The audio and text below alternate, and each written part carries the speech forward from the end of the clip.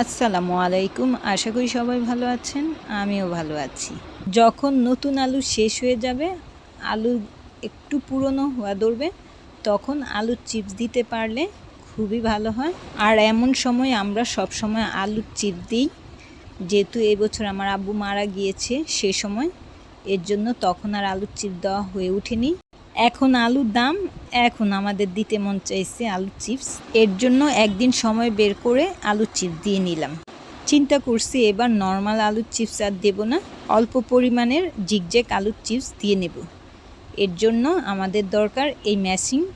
Zigzag আলুর chips দিতে হলে এই ম্যাশিংটার প্রয়োজন। আর নর্মাল আলুর চিপস দিতে গেলে এটা দিয়ে করা যায়, আবার বটি দিয়েও করা যায়। আর শেষে যে আলুর টুকুর থাকবে সেটা বটি দিয়েই করতে হবে, না হলে হাত কেটে যাওয়ার সম্ভাবনা থাকে। এই যে আমি সবগুলো আলু এক এক করে জিগজ্যাগ মেশিন দিয়ে কেটে নিয়েছি।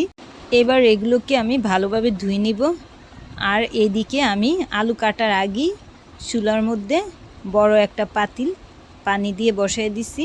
এই পানিটা যখন ফুটে আসবে তখন আলুগুলা ছেড়ে দিতে হবে। এর আগেই আমি হলুদের গুঁড়ো, পরিমাণ মতো লবণ দিয়ে নিচ্ছি। পানিটা ফুটানো হয়ে গেলে আলুটা ছাড়তে হবে, এর আগে ছাড়া যাবে না, তাহলে আলু সিদ্ধ হয়ে যাবে।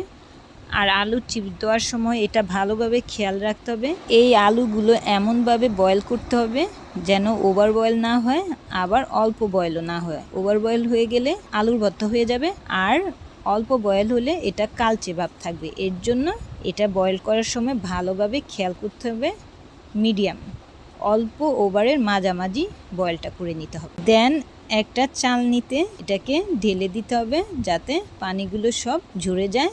এবার এগুলোকে রোদ্রে শুকানোর জন্য যে কোনো কিছুর উপরে মেলে দিতে হবে। এটা যে কোনো কিছু হতে পারে। আমি এই ধরনের ডিশগুলো নিয়েছি, এক এক করে এগুলো সব মেলে দিচ্ছি। খেয়াল রাখতে হবে এটা যাতে একদিনই শুকিয়ে যায়, কারণ একদিনে যদি না শুকায় এটা ঘামা ঘামা এসে পড়বে আর কেমন যেন হয়ে যাবে। পরের দিন যদিও আরেকবার রোদ্রে শুকিয়ে নেওয়া যায়, কিন্তু একদিনে শুকাতে পারলেই সবচেয়ে ভালো।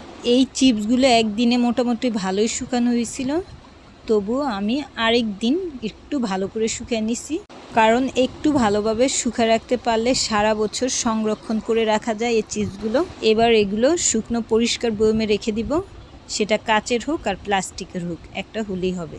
এই যে আমার চিপসগুলো খুবই সুন্দর হয়েছে, এটা খেতেও খুবই মজা। বাসায় কোনো গেস্ট আসলে তাদের সামনে এই চিপসগুলো প্রেজেন্ট করা যাবে। এটা দেখতে যেমন সুন্দর, খেতেও তেমন টেস্টি। আর বাচ্চাদের চিপস পেলে তো কোনো কথাই নেই, কিন্তু এই চিপসটা বাচ্চারা বড়রা সবাই লাইক করবে। একটু বিট লবণ ছিটায় দিয়ে খেলে এটা খুবই টেস্ট। আজ এই পর্যন্তই। ভালো লাগলে সবাই আমাকে লাইক, শেয়ার, কমেন্টস এবং সাবস্ক্রাইব করে আমার সঙ্গে থাকবেন। সবাই সুস্থ সুন্দর থাকবেন। ধন্যবাদ সবাইকে। আল্লাহ হাফেজ।